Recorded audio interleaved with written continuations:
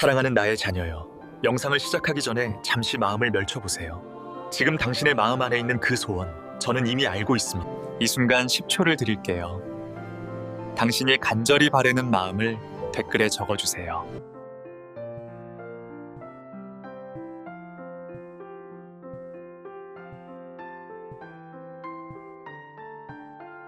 저는 당신의 모든 기도 제목을 보고 함께 기도하고 있습니다. 이제 오늘 당신에게 주어진 말씀을 함께 들어볼까요? 지난주 목요일 오후였습니다. 저는 한 권사님과 마주 앉아 있었습니다. 나이 69, 신앙생활 40년. 그분의 손은 성경 위에 놓여 있었지만 그 눈에는 눈물이 가득했습니다. 목사님, 저 이제 모르겠어요. 40년을 기도했는데 기도가 뭔지 모르겠어요. 권사님의 목소리가 떨렸습니다. 그 목소리에는 지친 영혼의 무게가 실려 있었습니다. 새벽마다 무릎 꿇고 앉아 있어요. 하지만 무슨 말을 해야 할지 모르겠어요. 하나님이 제 기도를 듣고 계시는지도 모르겠고요. 아니, 솔직히 말하면 들으시는 것 같지가 않아요. 제가 잘못하고 있는 걸까요? 아니면 제가 뭔가 부족한 걸까요? 저는 그분의 손을 잡았습니다. 그 손은 차가웠습니다. 오랜 세월 새벽을 깨우며 기도했을 그 손이었습니다. 그리고 함께 시편을 펼쳤습니다. 시편 62편이었습니다. 천천히 읽어 내려가다가 한 단어 앞에서 멈췄습니다. 셀라. 겨우 3글자. 우리가 평생 지나쳐왔던 그 단어. 수없이 봤지만 한 번도 주목하지 않았던 그 단어. 권사님, 이 단어가 뭔지 아세요? 음악 용어 아닌가요? 그냥 쉼표 같은 거 아닙니까? 별로 중요하지 않은 거 아닌가요? 아닙니다. 이것은 쉼표가 아니었습니다. 이것은 하나님께서 우리에게 주신 가장 깊은 기도의 비밀이었습니다. 우리가 수십 년 동안 놓쳐왔던 가장 중요한 열쇠였습니다. 사랑하는 믿음의 가족 여러분, 혹시 이런 경험 있으신가요? 새벽에 일어나 기도하려 하는데 입이 떨어지지 않는 경험. 무릎 꿇고 앉아 있는데 머릿속이 하얗게 비어버리는 순간. 간절히 부르짖었는데 메아리만 돌아오는 것 같은 느낌. 하나님, 정말 제 기도 들으세요? 이 질문을 마음속으로 해본 적 있으신가요? 목구멍까지 올라왔다가 차마 입 밖으로 내지 못하고 다시 삼켜버린 그 질문. 혹시 이런 생각도 해보셨나요? 다른 사람들은 다 은혜 받는 것 같은데 왜 나만 이럴까? 내가 뭘 잘못하고 있는 걸까? 저는 목회자입니다. 30년 넘게 강단에 섰고 수천 번의 기도를 인도했습니다. 하지만 오늘 이 자리에서 솔직히 고백합니다. 저도 기도가 막힐 때가 있습니다. 말씀이 공허하게 느껴질 때가 있습니다. 하나님이 멀게만 느껴지는 새벽이 있습니다. 목회자라고 다르지 않습니다. 그런데 셀라를 알게 된 후 모든 것이 달라졌습니다. 시편 전체에서 셀라는 71번 나옵니다. 우연이 아닙니다. 하나님께서 의도적으로 반복적으로 이 단어를 심어 놓으셨습니다. 왜일까요? 재미로? 리듬감을 위해서? 단순한 음악 표시? 아니면 그냥 습관적으로? 아닙니다. 이것은 단순한 음악 기호가 아니었습니다. 이것은 기도의 문이었습니다. 하나님을 만나는 통로였습니다. 우리가 수천 년 동안, 아니, 우리 평생 동안 놓쳐왔던 가장 중요한 열쇠였습니다. 여러분, 생각해 보십시오. 시편을 읽을 때 셀라가 나오면 우리는 어떻게 했습니까? 그냥 지나쳤습니다. 음악 기호겠지 하고 넘어갔습니다. 혹은 아예 눈에 들어오지도 않았습니다. 마치 문장 부호처럼 그냥 스쳐 지나갔습니다. 하지만 하나님께서 71번이나 반복해서 넣으신 이유가 있습니다. 71번입니다. 한두 번이 아닙니다. 이것은 우리에게 주시는 신호입니다. 멈추라는 신호입니다. 깊이 들어가라는 초대입니다. 여기에 비밀이 있다는 하나님의 표시입니다. 오늘 이 시간, 저는 여러분과 함께 셀라 속에 숨겨진 7가지 비밀을 나누고자 합니다. 이 7가지를 아는 순간, 당신의 기도가 완전히 바뀔 것입니다. 습관처럼 드리던 기도가 살아있는 대화가 될 것입니다. 의무처럼 느껴지던 새벽 기도가 하루에 가장 기다려지는 시간이 될 것입니다. 막혔던 기도의 통로가 활짝 열릴 것입니다. 더 이상 왜 내 기도는 응답이 없을까? 라고 묻지 않게 될 것입니다. 대신 하나님께서 어떻게 응답하고 계실까? 를 보게 될 것입니다. 혹시 지금 이 순간 기도가 막혀 있나요? 말씀이 메마르게 느껴지나요? 하나님이 멀게만 느껴지나요? 새벽마다 무릎 꿇지만 마음은 여전히 무겁나요? 기도해도 기도가 아닌 것 같은 느낌, 말씀을 읽어도 그냥 글자만 보이는 경험을 하고 계신가요? 그렇다면 저와 함께 이 여정을 시작해 주세요. 마음으로 아멘 고백해 주세요. 그 작은 고백 하나가 오늘의 은혜를 여는 열쇠가 될 것입니다. 자, 이제 시작하겠습니다. 시편 속에 숨겨진 셀라의 첫 번째 비밀로 들어가 보겠습니다. 우리는 너무 빠르게 살아갑니다. 기도조차도 빠르게 합니다. 하나님, 이것 좀 해주세요. 저것 좀 해주세요. 빨리요. 급해요. 제발요. 기도하고 나면 곧바로 일어섭니다. 핸드폰을 봅니다. 카톡 확인합니다. 오늘 할 일 생각합니다. 다시 불안해집니다. 우리는 하나님께 말씀드렸지만 하나님의 대답을 듣지는 않았습니다. 우리는 기도했지만 귀 기울이지는 않았습니다. 일방통행 기도였습니다. 시편 46편 10절은 이렇게 말씀합니다. 너희는 가만히 있어 내가 하나님됨을 알지어다. 내가 문나라 중에서 높임을 받으리라. 내가 세계 중에서 높임을 받으리라. 시편 46편 10절 개역개정. 그리고 11절 끝에 셀라가 나옵니다. 가만히 있어라는 히브리어 원어는 라파입니다. 이것은 단순히 멈추는 것을 넘어 손에 쥔 것을 내려놓다, 힘 빼다, 포기하다는 의미를 담고 있습니다. 우리가 꽉 쥐고 있던 것을 놓는다는 뜻입니다.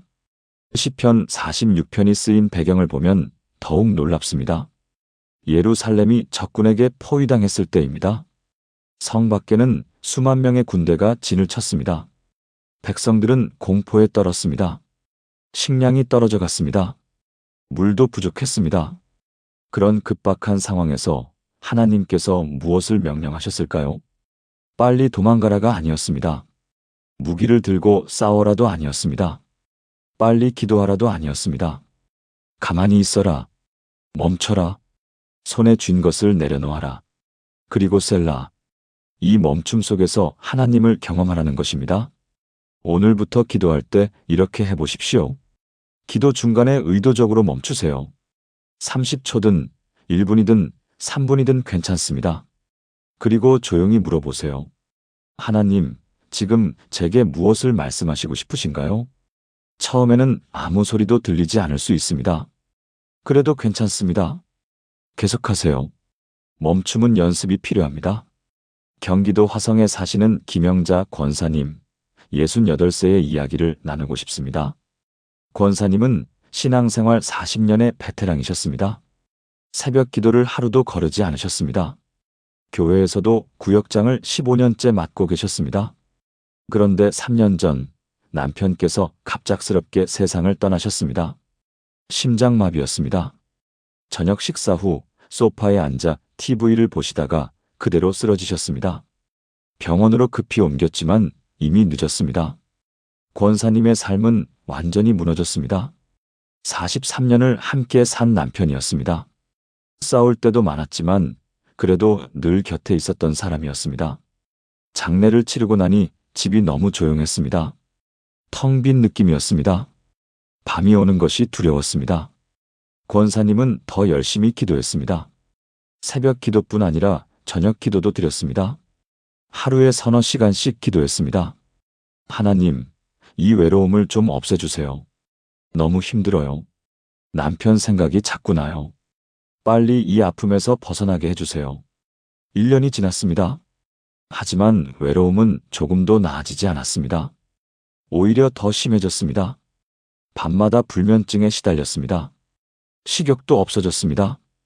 교회 사람들은 기도하면 나아질 거예요 라고 말했습니다. 하지만 나아지지 않았습니다. 하나님, 왜 제 기도를 안 들어주세요? 그해 겨울, 교회에서 시편 묵상 세미나가 있었습니다. 권사님은 별 기대 없이 참석했습니다. 그런데 그날 셀라에 대한 강의를 들었습니다. 가만히 있어 내가 하나님 됨을 알지어다. 셀라, 이것은 멈추고 하나님의 음성을 들으라는 뜻입니다. 강사 목사님이 말씀하셨습니다. 우리는 하나님께 말만 하고 하나님의 음성을 듣지 않습니다. 기도 중에 멈추고 하나님께서 무엇을 말씀하시는지 들어야 합니다. 그날 밤 권사님은 처음으로 기도 중간에 멈췄습니다. 평소처럼 외로움을 호소하다가 멈췄습니다. 5분간 조용히 앉아 있었습니다. 처음에는 아무 생각도 들지 않았습니다. 그냥 텅 빈 느낌이었습니다. 그런데 10분쯤 지났을 때 마음에 한 문장이 스며들었습니다. 서랍을 열어봐라. 권사님은 눈을 떴습니다. 무슨 뜻인지 몰랐지만 남편의 책상 서랍이 떠올랐습니다.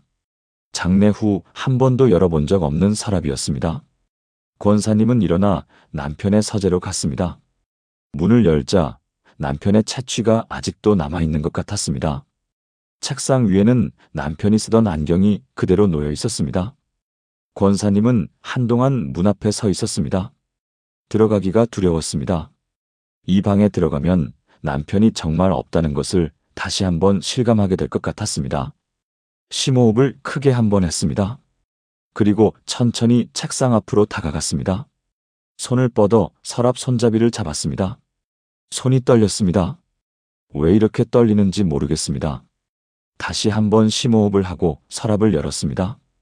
여러 가지 물건들이 있었습니다. 볼펜, 메모지, 영수증들, 명함들, 오래된 사진 몇 장, 그리고 서랍 구석에 작은 수첩 하나가 보였습니다. 갈색 가죽 표지였습니다. 표지에 기도 제목이라고 남편의 글씨로 적혀 있었습니다. 권사님은 그 수첩을 조심스럽게 꺼냈습니다. 먼지가 조금 앉아 있었습니다. 표지를 쓸어내고 수첩을 펼쳤습니다. 손이 계속 떨렸습니다. 첫 페이지, 남편의 필체였습니다. 또박또박 정성스럽게 적혀 있었습니다. 2020년 1월 5일, 아내의 허리 통증이 나아지게 해주소서. 권사님은 가슴이 철렁했습니다. 그때 권사님이 허리가 아파서 병원 다니던 때였습니다. 남편은 한마디도 하지 않았었습니다. 괜찮아? 라는 말도 거의 하지 않았습니다. 권사님은 남편이 무관심하다고 생각했었습니다. 하지만 남편은 기도하고 있었습니다. 말없이 조용히 하나님 앞에서 두 번째 페이지를 넘겼습니다. 손이 떨려서 페이지 넘기기도 힘들었습니다. 2020년 3월 12일, 아내가 구역장 일로 스트레스 받지 않게 해주소서. 아내가 너무 힘들어하는 것 같습니다. 제가 더 도와줄 수 있게 해주소서. 권사님의 눈에 눈물이 맺혔습니다. 그때 구역원 중 한 분과 갈등이 있었습니다. 남편에게 말하지 않았었습니다. 말해봤자 이해 못할 거라고 생각했습니다. 그런데 남편은 알고 있었고 기도하고 있었습니다. 세 번째, 네 번째, 다섯 번째, 페이지를 넘길 때마다 권사님의 이름이 나왔습니다. 매 페이지마다 아내 이야기였습니다. 2020년 5월 3일, 아내가 친정어머니 병간호로 지쳐 있습니다. 제가 말로는 위로를 잘 못해줍니다. 하지만 하나님께서 아내에게 힘을 주소서. 2020년 7월 20일, 아내와 더 많이 대화하게 해주소서. 제가 말이 없어서 아내가 외로워하는 것 같습니다. 제가 더 좋은 남편이 되게 해주소서. 2020년 10월 15일, 아내의 우울증이 나아지게 해주소서. 약 먹는 걸 봤습니다. 제가 어떻게 도와줘야 할지 모르겠습니다. 하나님께서 제게 지혜를 주소서. 권사님은 몰랐습니다. 자신이 우울증 약을 먹고 있다는 것을 남편이 알고 있었다는 것을. 권사님은 숨기려고 했었습니다. 남편 몰래 약을 먹었습니다. 하지만 남편은 다 알고 있었고 혼자 하나님 앞에서 기도하고 있었습니다. 페이지를 넘기는 손이 멈추지 않았습니다. 눈물이 수첩 위로 떨어졌습니다. 글씨가 번졌습니다. 권사님은 손등으로 눈물을 닦았습니다. 하지만 눈물은 계속 흘렀습니다. 2021년 2월 8일, 아내가 갱년기로 힘들어합니다. 짜증을 많이 냅니다. 하지만 이해합니다. 40년 넘게 저를 참고 살아온 아내입니다. 제가 더 인내할 수 있게 해주소서. 2021년 6월 30일, 오늘 아내와 싸웠습니다. 작은 일로 싸웠습니다. 제가 먼저 사과해야 하는데 자존심이 허락하지 않습니다. 제 교만을 꺾어주소서. 2021년 9월 15일. 아내가 요즘 자주 울고 있습니다. 몰래 욕실에서 우는 소리를 들었습니다. 어떻게 위로해야 할지 모르겠습니다. 하나님께서 아내를 안아주소서. 마지막 페이지에 도착했습니다. 권사님은 페이지를 넘기는 것이 두려웠습니다. 마지막 페이지를 넘기면 남편과의 연결이 끊어질 것 같았습니다. 하지만 넘겼습니다. 남편이 세상을 떠나기 이틀 전 날짜였습니다. 2021년 11월 8일. 제가 먼저 가더라도 아내가 외롭지 않게 해주소서. 아내 곁에 주님이 함께 해주소서. 아내는 강한 척하지만 사실은 약한 사람입니다. 제가 없어도 아내가 잘 살아갈 수 있게 해주소서. 평생 제 부족함을 참아준 아내입니다. 아내를 부탁드립니다. 권사님은 그 자리에 주저앉았습니다. 수첩을 가슴에 안고 울었습니다. 소리내어 울었습니다. 1시간 넘게 울었습니다. 아무도 듣지 않는 그 방에서 권사님은 마음껏 울었습니다. 남편은 평생 말이 없는 사람이었습니다. 감정 표현을 잘하지 않았습니다. 사랑한다는 말도 결혼 43년 동안 손에 꼽을 정도였습니다. 생일이나 기념일도 잘 챙기지 않았습니다. 권사님은 늘 남편이 자신을 사랑하는지 확신이 없었습니다. 때로는 이 사람이 정말 날 사랑하긴 하는 걸까? 하는 의심도 들었습니다. 친구들이 남편 자랑할 때 권사님은 말이 없었습니다. 자랑할 게 없었으니까요. 그런데 남편은 매일 아내를 위해 기도하고 있었습니다. 말없이 조용히 하나님 앞에서. 아내가 힘들어하는 것을 다 알고 있었고 그것을 기도 제목으로 삼고 있었습니다. 말로는 표현하지 못했지만 기도로 아내를 사랑하고 있었습니다. 권사님은 수첩을 꼭 안고 한참을 울었습니다. 슬픔의 눈물이었지만 동시에 위로의 눈물이기도 했습니다. 그날 이후 권사님의 기도가 바뀌었습니다. 더 이상 외로움을 없애달라고 기도하지 않았습니다. 대신 기도 중에 멈추고 하나님의 음성을 들었습니다. 그러자 신기한 일이 일어났습니다. 외로움은 그대로였지만 그 외로움 속에서 남편의 사랑이 보이기 시작했습니다. 그리고 하나님의 따뜻한 손길이 느껴지기 시작했습니다. 6개월쯤 지나니 권사님은 웃을 수 있게 됐습니다.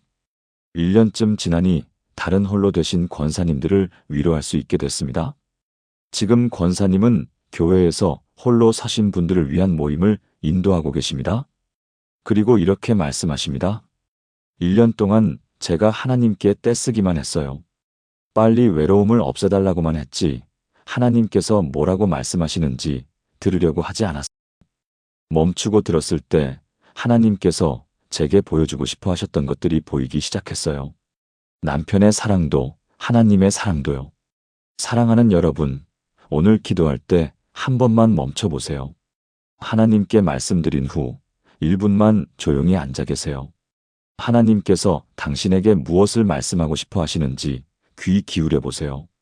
멈춤은 나약함이 아닙니다. 멈춤은 하나님을 신뢰하는 믿음입니다. 멈춤 속에서 우리는 하나님의 음성을 듣게 됩니다. 그런데 여러분, 셀라의 비밀이 여기서 끝이 아닙니다. 지금까지는 시작에 불과합니다. 두 번째 비밀은 우리의 기억력과 관련이 있습니다. 왜 우리는 읽은 말씀을 기억하지 못할까요? 그 답이 셀라에 숨겨져 있습니다. 우리는 성경을 읽습니다. 매일 큐티를 합니다. 1년 성경 통독도 합니다. 열심히 읽습니다. 그런데 이상하게도 읽은 말씀이 기억나지 않습니다. 새벽에 읽은 말씀이 점심때쯤 되면 까먹었습니다. 어제 읽은 본문이 뭐였는지도 기억이 안 납니다. 왜 그럴까요? 우리는 말씀을 읽기만 했기 때문입니다. 말씀을 반추하지 않았기 때문입니다. 소가 되새김질하듯 말씀을 계속 씹고 삼키는 과정이 없었던 것입니다. 시편 1편 2절을 보십시오. 오직 여호와의 율법을 즐거워하여 그의 율법을 주야로 묵상하는도다. 시편 1편 2절, 개역개정. 그리고 시편 4편 4절을 보면 떨며 범죄하지 말지어다 자리에 누워 심중에 말하고 잠잠할지어다. 셀라 시편 4편 4절, 개역개정. 묵상하다라는 히브리어는 하가입니다. 이것은 단순히 생각하다가 아닙니다. 중얼거리다, 되뇌이다, 낮은 소리로 반복하다는 뜻입니다. 고대 이스라엘 사람들은 성경을 묵상할 때 소리를 내어 반복해서 읽었습니다. 마치 소가 먹은 것을 다시 꺼내어 씹듯이 말씀을 계속 반복했습니다. 시편 4편은 다윗이 아들 압살롬의 반역으로 쫓겨다닐 때 쓴 시편입니다. 급박한 상황이었습니다. 하지만 다윗은 셀라를 통해 멈췄고 말씀을 깊이 새겼습니다. 한 번 듣고 지나가면 잊어버립니다. 하지만 반복하면 마음 깊이 새겨집니다. 오늘부터 이렇게 해보십시오. 큐티나 성경 읽기를 할 때 마음에 와닿는 한 구절을 찾으세요. 그리고 그 구절을 최소 10번 반복해서 읽으세요. 소리 내어 읽어도 좋고 마음으로 읽어도 좋습니다. 중요한 것은 반복입니다. 한 번 읽고 지나가지 마세요. 부산 해운대구에 사시는 이순희 집사님, 65세의 이야기를 나누겠습니다. 집사님은 평생 성실하게 사셨습니다. 남편과 함께 작은 구멍가게를 30년 넘게 운영하셨습니다. 새벽 5시에 일어나 가게 문을 열고 밤 11시에 문을 닫았습니다. 쉬는 날도 거의 없었습니다. 두 아들을 키우고 대학까지 보냈습니다. 빚도 다 갚았습니다. 이제 은퇴할 나이가 됐습니다. 가게를 정리하고 조금 쉬려고 했습니다. 그런데 1년 전 큰아들이 사업에 실패했습니다. 빚이 8천만 원이었습니다. 아들은 부모님께 빌려달라고 했습니다. 집사님 부부는 평생 모은 돈을 아들에게 주었습니다. 하지만 3개월 만에 그 돈도 다 날렸습니다. 아들은 연락이 두절됐습니다. 집사님은 충격에 빠졌습니다. 돈이 아까운 게 아니었습니다. 아들이 거짓말을 했다는 게 더 슬펐습니다. 아들은 사업한다고 했지만 실은 도박을 했었습니다. 집사님은 밤마다 울었습니다. 내가 뭘 잘못 키웠을까? 어디서부터 잘못된 걸까? 성경 읽기도 힘들었습니다. 말씀이 눈에 들어오지 않았습니다. 그냥 글자만 보였습니다. 그러던 어느 날 교회 수요 예배에서 목사님이 셀라에 대해 설교하셨습니다. 말씀을 많이 읽는 것보다 한 말씀을 깊이 새기는 것이 중요합니다. 한 구절을 반복해서 읽으십시오. 집사님은 반신반의했습니다. 하지만 다음 날 새벽 시도해 보기로 했습니다. 시편을 펼쳤습니다. 127편이 눈에 들어왔습니다. 1절을 읽었습니다. 여호와께서 집을 세우지 아니하시면 세우는 자의 수고가 헛되며 여호와께서 성을 지키지 아니하시면 파수꾼에 깨어 있음이 헛되도다. 시편 127편 1절. 개역개정. 집사님은 이 구절을 10번 반복해서 읽기로 했습니다. 첫 번째 읽을 때는 그냥 글자였습니다. 세 번째쯤 되니 여호와께서 집을 세우지 아니하시면이라는 부분이 눈에 들어왔습니다. 다섯 번째 읽을 때 가슴이 뛰기 시작했습니다. 세우는 자의 수고가 헛되며.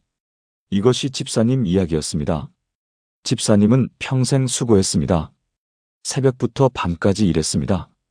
아이들을 위해 모든 것을 희생했습니다. 하지만 하나님께서 세우지 않으시면 헛되다는 것. 10번째 읽을 때 눈물이 흘렀습니다. 집사님은 깨달았습니다. 자신이 평생 자기 힘으로 집을 세우려고 했다는 것을, 하나님께 의지하지 않고 자기 노력으로만 살려고 했다는 것을. 그날부터 집사님은 매일 이 한 구절만 묵상했습니다. 하루에 20번씩 읽었습니다. 일주일이 지나니 이 구절이 머릿속에서 떠나지 않았습니다. 가게 일을 하면서도 설거지를 하면서도 이 말씀이 떠올랐습니다. 한 달쯤 지났을 때 집사님의 마음이 바뀌기 시작했습니다. 아들에 대한 분노가 조금씩 사라졌습니다. 대신 아들을 불쌍히 여기는 마음이 생겼습니다. 하나님께서 아들을 세우지 않으시면 제가 아무리 애를 써도 소용없구나. 하나님께 맡겨야겠구나. 집사님은 기도를 바꿨습니다.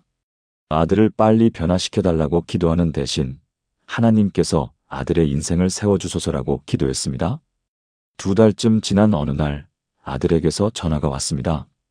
엄마, 저 지금 교회 가고 있어요. 재활 프로그램 받고 있어요. 아들은 도박 중독 재활센터에 들어가 있었습니다. 교회에서 운영하는 센터였습니다. 거기서 상담도 받고 신앙 훈련도 받고 있었습니다. 엄마, 제가 지금까지 제 힘으로 살려고 했던 것 같아요. 이제는 하나님께 맡기려고요. 아들의 목소리에는 진심이 담겨 있었습니다. 6개월이 지났습니다. 아들은 재활 프로그램을 마쳤습니다. 그리고 센터에서 일자리를 제안받았습니다. 다른 중독자들을 돕는 상담 보조 일이었습니다. 월급은 많지 않았지만 아들은 행복해했습니다. 지금 아들은 매주 새벽 기도회에 나갑니다. 집사님과 함께 기도합니다. 집사님은 이렇게 말씀하십니다. 30년을 성경 읽었지만 성경이 제 것이 된 건 이번이 처음이에요. 한 구절을 100번도 넘게 읽었더니 그 말씀이 제 심장에 새겨졌어요. 이제 그 말씀이 저를 살아가게 해요. 매일 한 구절씩 반복하며 묵상해 보세요. 당신 안에 말씀이 살아 움직이는 것을 경험하게 될 것입니다. 그런데 여러분, 셀라의 세 번째 비밀은 더욱 놀랍습니다. 이것은 우리의 관점을 완전히 바꾸는 비밀입니다. 불평이 감사로, 절망이 희망으로 바뀌는 순간, 그것이 바로 셀라입니다. 기도하다가 불평이 나올 때가 있습니다. 하나님, 왜 저만 이렇게 힘들까요? 교회 다니는 사람들은 다들 복 받는다던데 저는 왜 이 모양일까요? 이런 기도 해본 적 있으신가요? 솔직히 저도 있습니다. 목회자인 저도 이런 기도할 때가 있습니다. 불평은 우리를 절망으로 끌고 갑니다. 불평은 우리의 눈을 문제에만 고정시킵니다. 불평 속에서는 하나님의 은혜가 보이지 않습니다. 시편 3편을 보십시오. 여호와여, 나의 대적이 어찌 그리 많은지요. 일어나 나를 치는 자가 많소이다. 많은 사람이 나를 대적하여 말하기를 그는 하나님께 구원을 받지 못한다 하나이다. 셀라. 여호와여, 주는 나의 방패시요 나의 영광이시요 나의 머리를 드시는 자이시니이다. 시편 3편 2-3절. 개역개정. 다윗은 불평으로 시작합니다. 대적이 어찌 그리 많은지요. 완전히 절망적인 고백입니다. 이때는 아들 압살롬의 반역으로 왕궁에서 쫓겨나 광야로 도망가던 때였습니다. 자신의 아들이 자신을 죽이려 합니다. 신하들이 배신했습니다. 백성들이 등을 돌렸습니다. 그런데 셀라를 만나는 순간 모든 것이 바뀝니다. 여호와여, 주는 나의 방패시요 불평이 찬양으로 바뀌었습니다. 절망이 희망으로 전환됐습니다. 셀라는 불평을 멈추고 하나님의 선하심을 기억하는 전환점입니다. 기도 중에 불평이나 원망이 나올 때 의도적으로 멈추세요. 그리고 이렇게 물어보세요.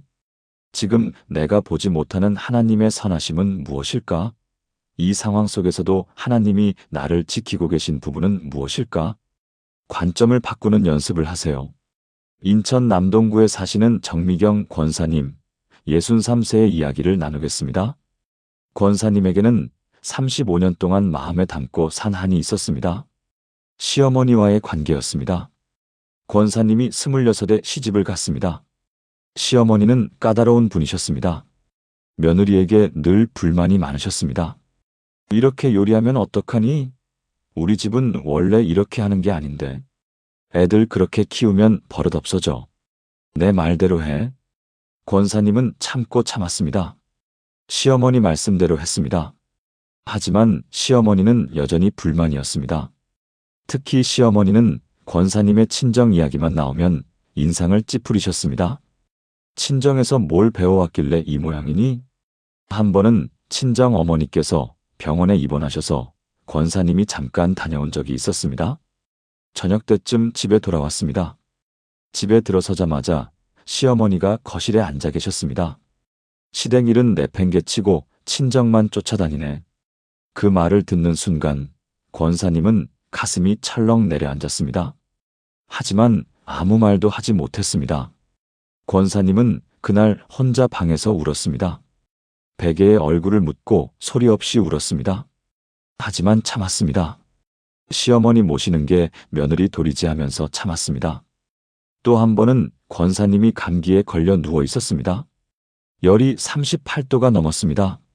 그런데 시어머니가 방문을 열고 들어오셨습니다. 아침 차려야 하는 거 아니니? 누워만 있으면 어떡하니?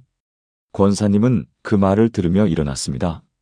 몸이 천근만근이었지만 부엌으로 갔습니다. 20년 전 시어머니가 중풍으로 쓰러지셨습니다. 권사님이 모셔야 했습니다. 대소변도 받아야 했습니다. 밤에도 두세 시간마다 깨워서 물을 드려야 했습니다. 10년을 그렇게 모셨습니다. 하지만 시어머니는 고맙다는 말 한마디 안 하셨습니다. 오히려 이것도 제대로 못하니? 라는 말만 하셨습니다. 어느 날 권사님이 실수로 물을 쏟았습니다. 시어머니 옷에 물이 튀었습니다. 시어머니가 버럭 소리를 질렀습니다. 이것도 제대로 못해? 친정에서 뭘 배웠길래? 권사님은 그 순간 눈물이 핑 돌았습니다. 10년을 극진히 모셨는데 여전히 친정 욕을 하시는 시어머니. 하지만 꾹 참고 물을 닦았습니다. 10년 전 시어머니가 돌아가셨습니다. 장례를 치르고 나니 권사님은 허탈했습니다. 동시에 마음 한구석이 시원한 느낌도 들었습니다. 그리고 그 마음 때문에 죄책감도 들었습니다. 하지만 그 후부터 권사님은 기도할 때마다 불평이 나왔습니다. 하나님, 제가 뭘 잘못했어요? 10년을 극진히 모셨는데 고맙다는 말 한마디 못 들었어요. 친정 욕만 들었어요. 너무 억울해요. 10년이 지났습니다. 하지만 그 억울함은 사라지지 않았습니다. 오히려 시간이 갈수록 더 커졌습니다. 명절 때마다 시댁에 가면 그 기억이 되살아났습니다. 제사 음식을 준비하면서도 내가 이걸 왜 하고 있나 하는 생각이 들었습니다. 작년 겨울, 권사님은 교회 부흥회에 참석했습니다. 강사 목사님이 시편 3편으로 말씀을 전했습니다. 불평하다가 셀라를 만나면 관점이 바뀝니다. 불평을 멈추고 하나님의 선하심을 찾아보십시오. 그날 밤 권사님은 기도했습니다. 평소처럼 시어머니에 대한 불평이 나왔습니다. 그런데 중간에 멈췄습니다. 하나님, 제가 보지 못하는 것이 뭐죠? 이 상황 속에서 제가 놓치고 있는 게 뭐죠? 5분, 10분 조용히 앉아 있었습니다. 그때 문득 한 장면이 떠올랐습니다. 시어머니가 돌아가시기 일주일 전이었습니다.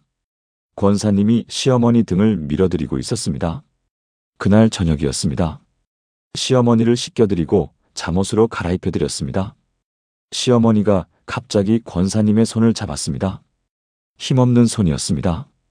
그 손이 차가웠습니다. 권사님은 그 차가움을 아직도 기억하고 있었습니다. 뼈만 남은 손이었습니다. 미안하다. 시어머니가 아주 작은 목소리로 말씀하셨습니다.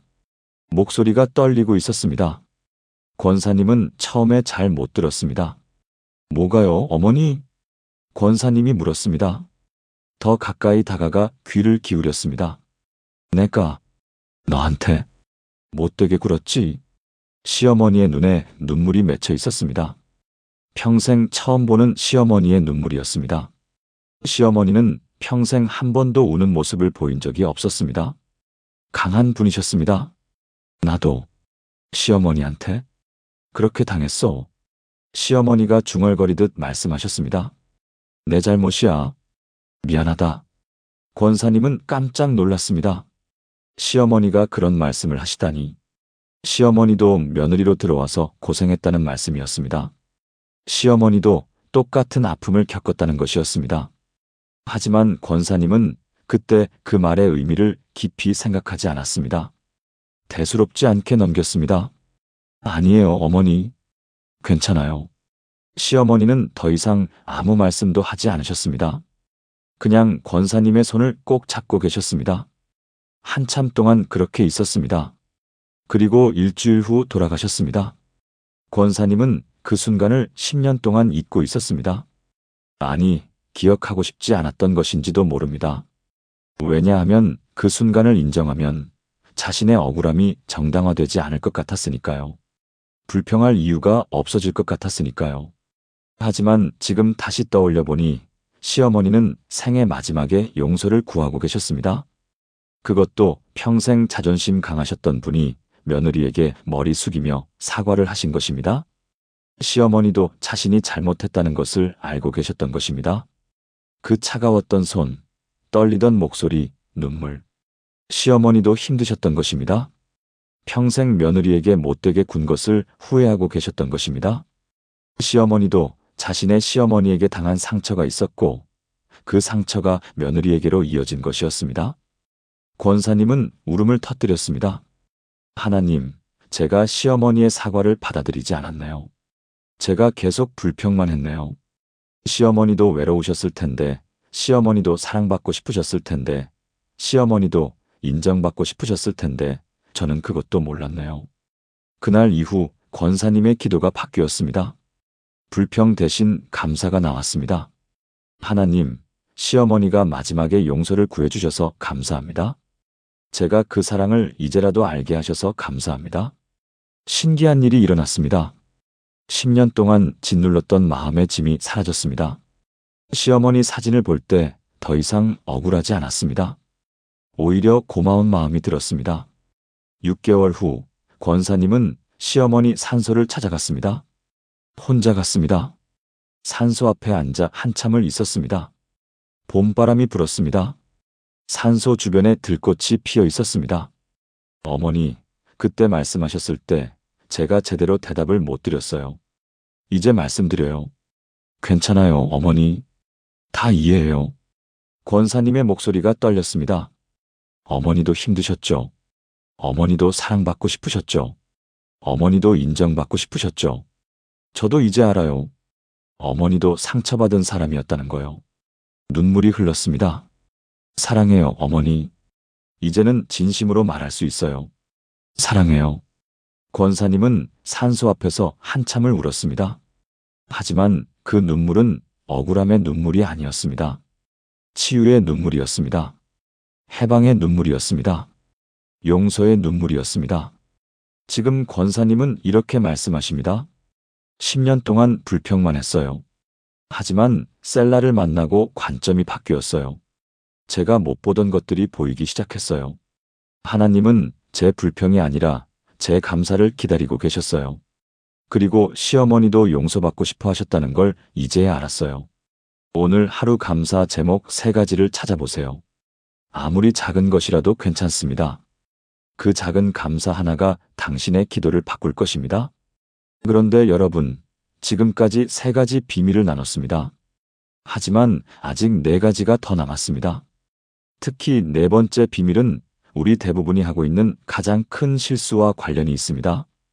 우리는 하나님 앞에서도 가면을 쓰고 있습니다. 그 가면을 벗는 순간 진짜 치유가 시작됩니다. 우리는 기도할 때 종종 멋진 기도를 하려고 합니다. 하나님, 저는 주님의 뜻에 순종하기 원합니다. 이 모든 것이 합력하여 선을 이루실 줄 믿습니다. 물론 이런 기도도 좋습니다.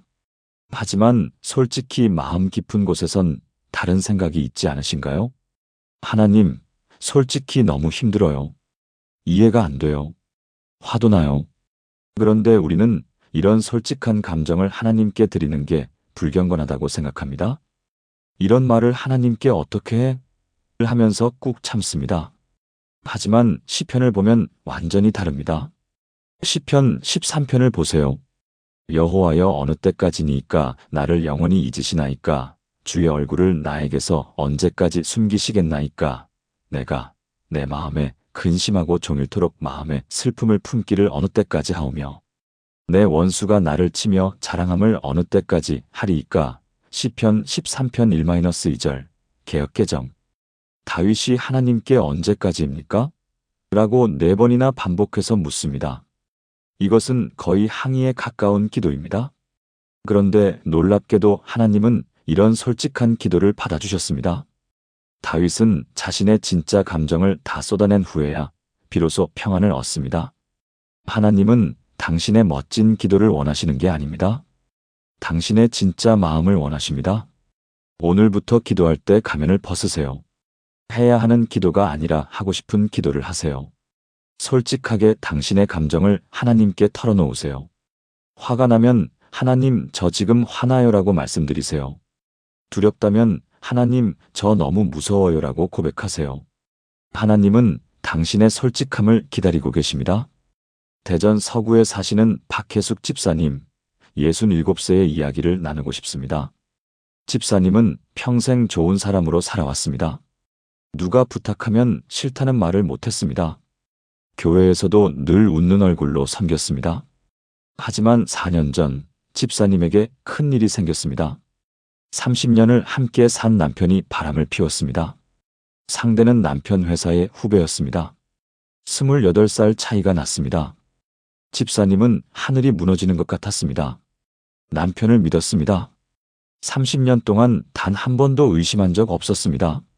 남편은 잘못을 인정했습니다. 용서를 빌었습니다. 다시는 안 그러겠다고 했습니다. 집사님은 용서했습니다. 아니, 용서한 척 했습니다. 교회 사람들 앞에서는 하나님께서 저희를 회복시켜 주셨어요 라고 말했습니다. 하지만 속은 다 타들어갔습니다.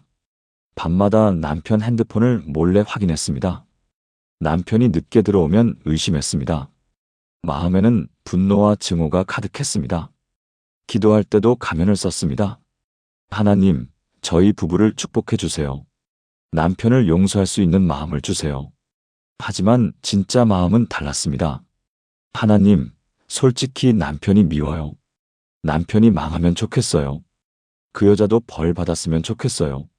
이런 마음을 하나님께 말씀드릴 수가 없었습니다. 이런 생각을 하는 자신이 창피했습니다.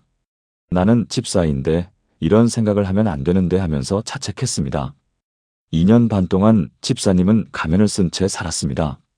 겉으로는 행복한 척, 용서한 척 했지만 속은 점점 썩어 들어갔습니다. 우울증이 왔습니다. 불면증에 시달렸습니다. 교회에 나가기도 힘들었습니다. 찬양을 부를 때마다 가슴이 아팠습니다. 내가 무슨 자격으로 찬양을 해? 하는 생각이 들었습니다. 작년 봄, 집사님은 몸이 무너져 병원에 입원했습니다. 스트레스성 위염이었습니다. 일주일 동안 병원 침대에 누워 있었습니다. 병실은 4인실이었습니다. 혼자 누워 있으니 온갖 생각이 다 들었습니다. 내가 뭘 잘못했을까? 내가 아내로서 부족했나? 그래서 남편이 다른 여자를 만난 건가? 내가 늙어서? 내가 살쪄서? 내가 재미없어서? 자책하고 또 자책했습니다. 그러다가 또 화가 났습니다. 아니야. 내 잘못이 아니야. 남편이 나쁜 거야. 남편이 잘못한 거야. 분노와 자책 사이를 오갔습니다. 밤에는 잠을 이룰 수 없었습니다. 수면제를 먹어도 소용없었습니다. 3일째 되는 날, 병실에 혼자 누워 있는데 목사님이 면회를 오셨습니다. 목사님은 시편 13편을 읽어주셨습니다. 여호와여 어느 때까지니까? 다윗의 솔직한 기도였습니다. 하나님께 따지는 기도, 항의하는 기도였습니다. 그런데 하나님은 그런 기도를 받아주셨습니다. 집사님, 가면 벗으세요. 하나님께 진짜 마음을 말씀드리세요. 하나님은 집사님의 멋진 기도를 원하시는 게 아니에요. 집사님의 진짜 마음을 보고 싶어 하세요. 목사님이 말씀하셨습니다. 그리고 기도해 주시고 가셨습니다. 그날 밤, 집사님은 처음으로 가면을 벗었습니다. 병실 불을 다 끄고 침대에 앉아서 기도했습니다. 커튼을 닫혀서 창밖도 보이지 않았습니다. 완전히 어두웠습니다. 하나님, 솔직히 말씀드립니다. 저 남편이 너무 미워요. 그 여자도 미워요. 용서 같은 거 하고 싶지 않아요. 말을 시작하니 멈출 수가 없었습니다. 2년 반 동안 꾹꾹 눌러 담았던 말들이 쏟아져 나왔습니다. 제가 나쁜 사람인가요? 이런 마음을 가진 제가 하나님 앞에 설 자격이 있나요? 저 집사 그만둘까요? 교회도 그만 나갈까요? 이런 마음을 가지고 어떻게 교회에 나가요? 어떻게 찬양을 불러요? 어떻게 기도를 인도해요? 소리내어 울면서 기도했습니다. 30분 넘게 울었습니다. 병실 밖을 지나가는 사람들이 들을까봐 이불로 입을 막고 울었습니다. 모든 감정을 다 쏟아냈습니다. 분노도, 증오도, 슬픔도, 억울함도, 수치심도, 두려움도 다 쏟아냈습니다. 하나님, 저 남편한테 복수하고 싶어요. 남편도 똑같이 아프게 하고 싶어요. 이런 생각하는 제가 정말 나쁜 사람이죠? 하나님도 저를 싫어하시죠? 그렇게 1시간 가까이 울고 또 울었습니다. 그리고 조용해졌습니다. 눈물도 다 말랐습니다. 그냥 멍하니 앉아 있었습니다. 아무 생각도 들지 않았습니다. 그때 마음에 한 문장이 들렸습니다. 내가 내 진짜 마음을 보고 싶었단다. 집사님은 멈췄습니다. 그리고 깨달았습니다. 하나님은 제 멋진 기도를 원하신 게 아니었구나. 제 진짜 마음을 보고 싶어 하셨구나. 제가 2년 반 동안 가면 쓰고 있었던 거 다 아셨구나. 그리고 제가 가면 벗기를 기다리고 계셨구나. 그날 이후 집사님의 기도가 완전히 바뀌었습니다. 가면을 벗었습니다. 미울 때는 미웠다고, 화날 때는 화났다고, 용서하기 싫을 때는 용서하기 싫다고 솔직하게 말씀드렸습니다. 신기하게도 솔직한 기도를 할수록 마음이 편해졌습니다. 그리고 조금씩 진짜 치유가 시작됐습니다. 한 달쯤 지나니 밤에 잠을 잘 수 있게 됐습니다. 석 달쯤 지나니 남편 핸드폰을 확인하고 싶은 마음이 사라졌습니다. 6개월쯤 지나니 남편을 볼 때 더 이상 미움이 솟구치지 않았습니다. 대신 불쌍한 마음이 들었습니다. 1년쯤 지나니 진짜로 용서할 수 있게 됐습니다. 억지가 아니라 진심으로 용서가 됐습니다. 지금 집사님 부부는 교회에서 부부 회복 모임을 인도하고 계십니다. 같은 아픔을 겪는 부부들을 돕고 있습니다. 집사님은 이렇게 말씀하십니다. 2년 반 동안 가면을 쓰고 살았어요.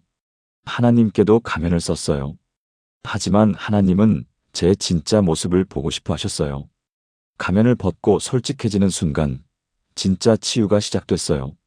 하나님은 제 멋진 모습이 아니라 제 상처 입은 모습을 사랑하고 계셨어요. 오늘 기도할 때 가면을 벗고 진짜 마음을 들여보세요. 하나님은 당신의 솔직함을 기다리고 계십니다. 여러분, 지금까지 4가지 비밀을 나눴습니다. 멈춤, 반복, 전환, 솔직함.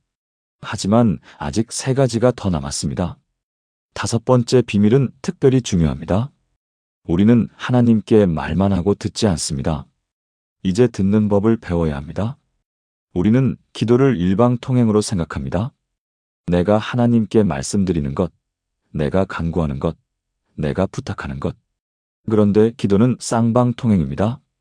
내가 말하고 하나님도 말씀하십니다. 문제는 우리가 너무 많이 말해서 하나님의 음성을 듣지 못한다는 것입니다.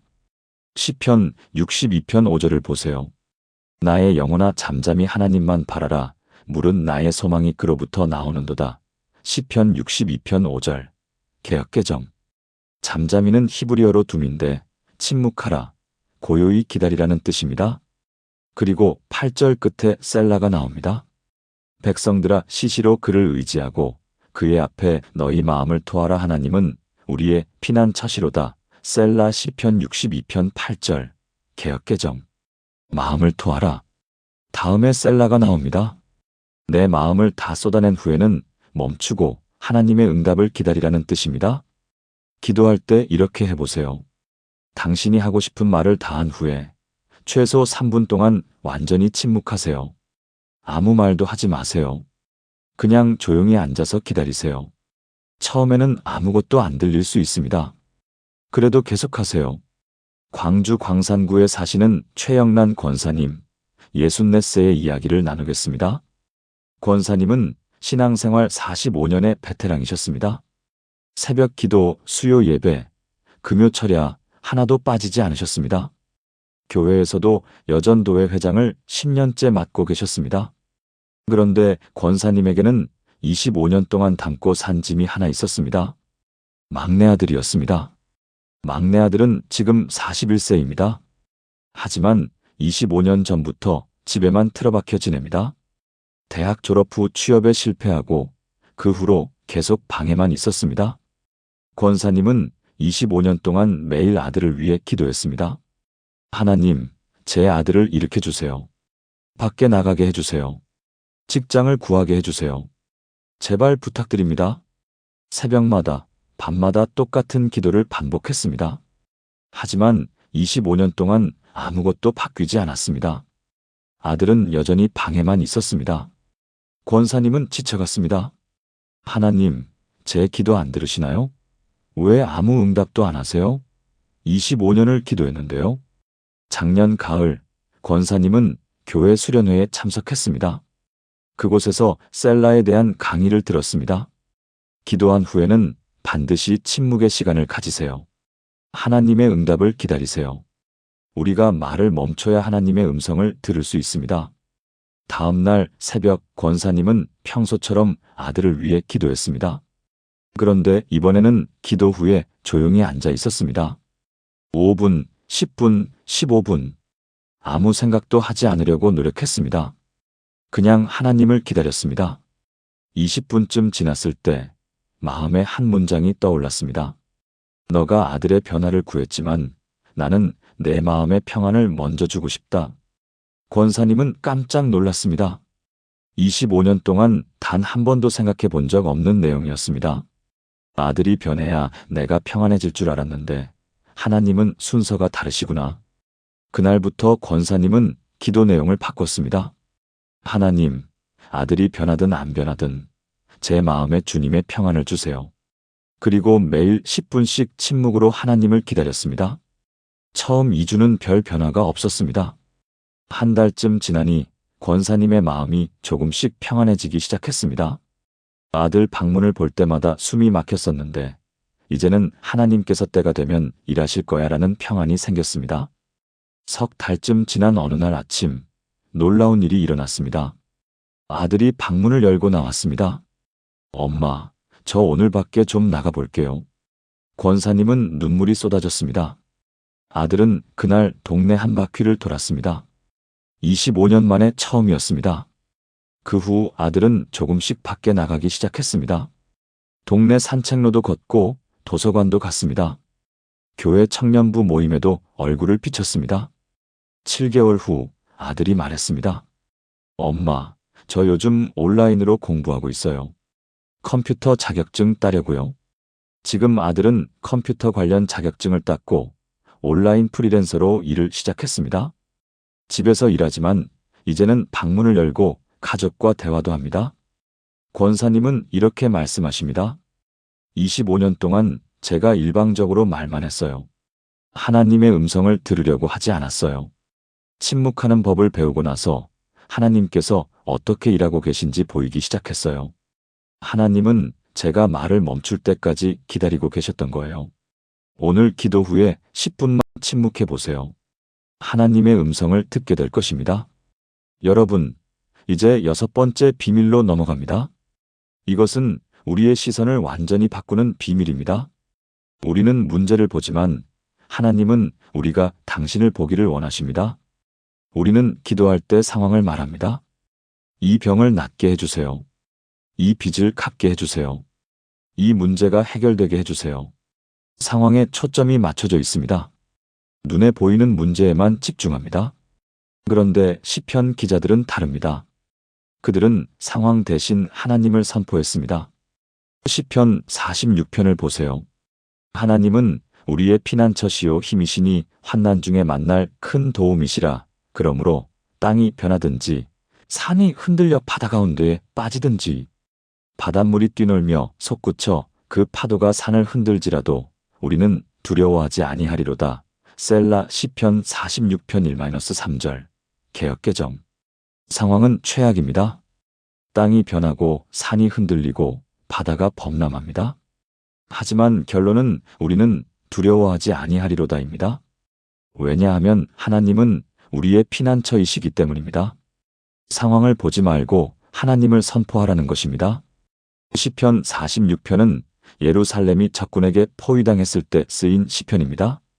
성 밖에는 수만 명의 군대가 진을 쳤습니다. 성 안에는 식량이 떨어져 갔습니다. 상황만 보면 절망적이었습니다. 그런데 시편 기자는 상황을 말하지 않았습니다. 대신 하나님이 누구신지를 선포했습니다. 하나님은 우리의 피난처이요 힘이시니. 이것이 믿음의 기도입니다. 상황은 변하지 않았지만 관점이 바뀐 것입니다. 기도할 때 이렇게 해보세요. 문제를 말하기 전에 하나님이 누구신지를 먼저 선포하세요.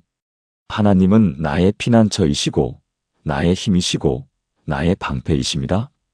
이렇게 선포한 후에 문제를 말씀드리세요. 그러면 문제가 작아 보일 것입니다. 서울 강동구에 사시는 윤미숙 집사님, 69세의 이야기를 나누겠습니다. 집사님은 평생 검소하게 사셨습니다. 남편과 함께 작은 세탁소를 30년 넘게 운영하셨습니다. 돈을 모아 아파트 한 채를 샀습니다. 노후 준비였습니다. 그런데 3년 전 큰딸 사위가 사기를 당했습니다. 사업 동업자에게 당한 것입니다. 빚이 1억 2천만 원이었습니다. 딸 내외가 찾아왔습니다. 엄마, 집이 경매로 넘어가요. 아이들이 학교도 못 다니게 생겼어요.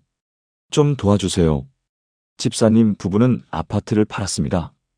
평생 모은 돈이었지만 딸을 위해 내놓았습니다. 하지만 그 돈으로도 빚을 다 갚을 수 없었습니다. 4천만 원이 부족했습니다. 집사님 부부는 전세로 이사를 갔습니다. 보증금을 낮춰서 4천만 원을 만들어 딸에게 주었습니다. 딸의 빚은 다 갚아졌습니다. 하지만 집사님 부부는 노후 준비가 하나도 없게 됐습니다. 69과 72세의 나이에 다시 일을 해야 했습니다. 집사님은 아파트 경비 일을 구했습니다. 남편은 편의점에서 야간 알바를 시작했습니다. 처음 6개월은 버텼습니다. 하지만 점점 힘들어졌습니다. 몸도 마음도 지쳐갔습니다. 더 힘든 것은 딸의 태도였습니다. 딸은 고맙다는 말도 별로 하지 않았습니다. 오히려 부모니까 당연히 도와줘야죠 라는 식으로 말했습니다. 집사님은 매일 기도했습니다. 하나님, 언제까지 이렇게 살아야 해요? 저희 나이가 얼만데요? 너무 힘들어요. 좀 도와주세요. 1년이 지나도 상황은 나아지지 않았습니다. 오히려 남편이 무릎이 안 좋아져서 일을 그만둬야 했습니다. 집사님은 절망했습니다. 하나님, 왜 저희만 이렇게 됐어요? 착하게 살았는데, 딸 도와줬는데, 왜요? 작년 여름, 교회 새벽 예배에서 시편 46편 말씀이 선포됐습니다. 하나님은 우리의 피난처시요 힘이시니. 셀라. 설교 후 목사님이 말씀하셨습니다. 상황을 보지 말고 하나님을 선포하십시오. 하나님이 누구신지를 먼저 고백하십시오. 그날 밤 집사님은 기도 방법을 바꿨습니다. 상황을 말하기 전에 먼저 하나님을 선포했습니다. 하나님은 나의 피난처이십니다. 나의 힘이십니다. 환난 중에 만날 큰 도움이십니다. 그리고 나서 상황을 말씀드렸습니다. 이 형편이 어렵습니다. 하지만 주님이 나의 피난처이시니 저는 두려워하지 않습니다. 신기한 일이 일어났습니다. 상황은 그대로인데 집사님의 마음이 평안해지기 시작했습니다. 한 달 정도 이런 기도를 하던 어느 날 뜻밖의 전화가 왔습니다. 집사님이 20년 전에 다니던 회사 동료였습니다. 집사님, 저 기억하세요? 우리 회사에서 격리 일할 사람 찾거든요. 주 3일만 나오시면 돼요. 월급은 200만 원이에요. 해보실래요? 집사님은 믿을 수 없었습니다. 69살에 격리 일을 준다니. 2주 후 집사님은 그 회사에 출근했습니다. 주 3일만 나가면 됐고 업무도 크게 힘들지 않았습니다. 월급 200만 원은 생활비로 충분했습니다. 석 달 후 또 다른 일이 생겼습니다. 집사님 부부가 사는 아파트 주인이 전세금을 올려주겠다고 했습니다. 2천만 원을 더 주겠다는 것입니다. 집사님 부부 착하시고 집도 깨끗하게 쓰셔서 저희가 더 드리고 싶어요. 그 돈으로 남편은 무릎 수술을 받을 수 있었습니다. 1년쯤 지나니 딸의 태도도 변했습니다. 명절에 찾아와서 울면서 사과했습니다. 엄마, 아빠, 죄송해요. 제가 너무 당연하게 생각했어요. 이제라도 제가 효도할게요. 지금 딸 내외는 매달 50만 원씩 집사님 부부께 드리고 있습니다. 집사님은 이렇게 말씀하십니다. 상황만 보고 기도할 때는 절망밖에 안 보였어요. 그런데 하나님을 선포하기 시작하니 상황이 아니라 하나님이 보였어요. 그리고 하나님께서 제가 생각지도 못한 방법으로 길을 여셨어요. 셀라의 비밀은 하나님을 높이는 것이었어요. 오늘 하루 하나님이 누구신지를 선포해 보세요. 상황이 아니라 하나님을 보게 될 것입니다. 여러분, 이제 마지막 7번째 비밀입니다. 이것은 가장 중요한 비밀입니다. 기도의 궁극적 목표, 그것은 바로 하나님의 임재를 경험하는 것입니다. 우리는 기도를 해야 할 일로 생각합니다. 새벽 기도 가야 하고, 저녁 기도해야 하고, 식사 기도해야 하고, 의무처럼 느껴질 때가 많습니다. 그런데 기도의 본질은 만남입니다. 하나님을 만나는 것입니다. 하나님의 임재를 경험하는 것입니다. 시편 84편 4절을 보세요. 주의 집에 사는 자들은 복이 있나이다. 그들이 항상 주를 찬송하리이다. 셀라. 시편 84편 4절. 개역개정. 사는은 히브리어로 야샤브인데 앉다, 머물다, 거주하다는 뜻입니다. 단순히 방문하는 게 아니라 거기에 머무는 것입니다. 셀라는 바로 그 머무름의 순간입니다. 하나님의 임재 안에 머무는 시간입니다. 시편 84편은 성전에 올라가는 순례자의 노래입니다. 1년에 한 번 예루살렘 성전에 올라가는 것이 유대인들의 꿈이었습니다. 멀고 먼 길을 걸어서 때로는 위험을 무릅쓰고 성전에 올라갔습니다. 그리고 성전에 도착했을 때 그들은 셀라를 경험했습니다. 하나님의 임재가 충만한 그 순간을 경험했습니다. 아, 이것 때문에 내가 이 먼 길을 온 거구나. 그것이 셀라입니다. 하나님의 임재를 경험하는 순간입니다. 기도를 해야 할 일로 생각하지 마세요. 하나님을 만나는 시간으로 생각하세요. 기도 시간에 하나님이 정말 거기 계신다는 것을 믿으세요. 그리고 그분의 임재를 의식하세요. 하나님, 지금 여기 저와 함께 계시죠? 이렇게 물어보고 그 임재를 느껴보세요. 제주도에 사시는 강미선 집사님, 66세의 이야기를 마지막으로 나누겠습니다. 집사님은 간호사로 35년을 일하셨습니다. 제주도 한 요양병원에서 일하고 계셨습니다. 60세에 은퇴하려고 했지만 병원에서 계속 근무해달라고 해서 계속 일하고 계셨습니다. 요양병원 일은 힘들었습니다. 대부분 노인 환자들이었고 치매나 중풍으로 거동이 불편한 분들이었습니다. 하루 종일 환자들을 돌보면 녹초가 됐습니다. 더 힘든 것은 마음이었습니다. 환자들이 돌아가시는 모습을 자주 봤습니다. 35년 동안 수백 명의 죽음을 지켜봤습니다. 처음에는 울었습니다.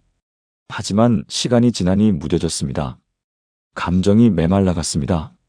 집사님은 매일 새벽 기도를 했습니다. 아니, 기도라기보다는 의무였습니다. 하나님, 오늘도 무사히 일하게 해주세요. 환자들을 잘 돌볼 수 있게 해주세요. 짧게 기도하고 일어났습니다. 기도해도 마음이 편하지 않았습니다. 텅 빈 느낌이었습니다. 2년 전 코로나가 터졌습니다. 요양병원은 더욱 힘들어졌습니다. 면회도 금지됐습니다. 환자들은 가족도 못 만나고 외로워했습니다. 집사님도 방호복을 입고 일해야 했습니다. 6개월쯤 지나니 번아웃이 왔습니다. 몸도 마음도 완전히 지쳤습니다. 하나님, 저 이제 못하겠어요. 그만두고 싶어요. 그때 교회에서 온라인 시편 묵상 특강이 있었습니다. 셀라에 대한 강의였습니다. 셀라는 하나님의 임재를 경험하는 순간입니다. 기도를 의무가 아니라 만남으로 바꾸세요. 하나님을 정말 만나십시오. 집사님은 충격을 받았습니다. 아, 내가 30년 넘게 기도했는데 한 번도 하나님을 만난 적이 없구나. 다음 날 새벽 집사님은 방법을 완전히 바꿨습니다. 부탁 기도를 하지 않았습니다. 대신 조용히 앉아서 하나님의 임재를 의식했습니다. 하나님, 지금 여기 저와 함께 계시죠? 제가 주님을 느낄 수 있게 해주세요. 10분, 20분, 30분. 그냥 조용히 앉아 있었습니다. 처음 일주일은 아무 느낌이 없었습니다. 그냥 시간이 지나갔습니다. 2주째 조금씩 평안이 오기 시작했습니다. 한 달째 기도 시간이 기다려지기 시작했습니다. 2달째 놀라운 일이 일어났습니다. 어느 날 새벽 조용히 앉아 기도하는데 갑자기 눈물이 쏟아졌습니다. 이유를 알 수 없었습니다. 그냥 하나님의 사랑이 느껴졌습니다.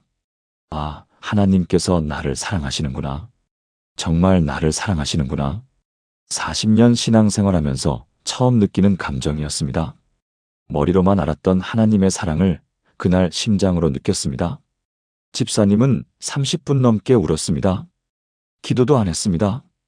그냥 하나님의 임재 안에서 울었습니다. 그날 이후 모든 것이 바뀌었습니다. 여전히 요양병원 일은 힘들었습니다. 환자들은 여전히 돌아가셨습니다. 코로나로 힘든 상황도 계속됐습니다. 하지만 집사님의 마음은 평안했습니다. 하나님께서 나와 함께 계시네. 이 병원에도 하나님께서 계시네. 환자를 돌볼 때마다 하나님, 이분에게도 주님의 평안을 주세요라고 속으로 기도했습니다. 환자들이 돌아가실 때도 하나님께서 데려가시는구나라는 평안이 있었습니다. 6개월 후 놀라운 일이 일어났습니다. 한 환자 가족이 집사님을 찾아왔습니다. 간호사님, 저희 어머니가 돌아가시기 전에 계속 간호사님 이야기를 하셨어요. 천사 같다고, 그 사람 손을 잡으면 평안하다고. 정말 감사합니다. 그 가족은 병원에 1,000만 원을 기부했습니다. 집사님 이름으로요. 병원장이 집사님을 불렀습니다. 강 간호사님, 환자들과 보호자들이 간호사님을 정말 좋아해요. 혹시 수간호사 해보실 생각 없으세요? 66살에 승진 제안을 받았습니다. 지금 집사님은 수간호사로 일하고 계십니다. 다른 간호사들에게 셀라의 비밀을 나눠주고 있습니다. 집사님은 이렇게 말씀하십니다. 40년 동안 기도가 의무였어요. 셀라를 알고 나서는 기도가 만남이 됐어요. 하나님을 정말 만나는 거예요. 그 임재 안에 있을 때 이 세상 어떤 것도 두렵지 않아요. 그게 기도의 능력이더라고요. 사랑하는 믿음의 가족 여러분, 지금까지 시편 속 셀라에 숨겨진 7가지 비밀을 나누었습니다. 첫째, 셀라는 멈추고 하나님의 음성을 듣는 순간입니다. 둘째, 셀라는 말씀을 반복하며 깊이 새기는 시간입니다. 셋째, 셀라는 불평을 감사로 바꾸는 전환점입니다. 넷째, 셀라는 가면을 벗고 진실한 마음을 드러내는 용기입니다.